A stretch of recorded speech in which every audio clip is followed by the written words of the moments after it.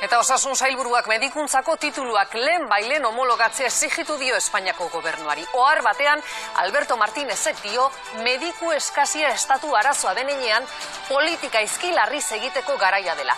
Monika García ministroari erreakzionatzeko ere eskatu dio. Lan egin ahal izateko zain, tituluak homologatu ezinda dauden osasun profesionalen ezinegona handia da. Yo creo que todos mis compañeros, todos mis colegas están con la incertidumbre. ¿Qué vamos a hacer? Seguimos siendo excluidos de la parte profesional.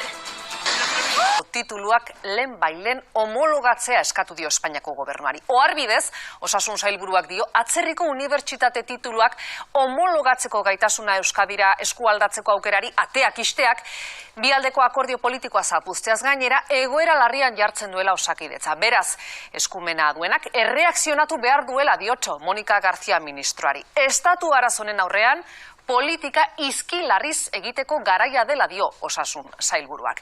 Eta tituluak homologatzeko zain daudenak, ez dira soilik osasun profesionalak, bestelako lanbideak dituztenek ere arazo bera dute.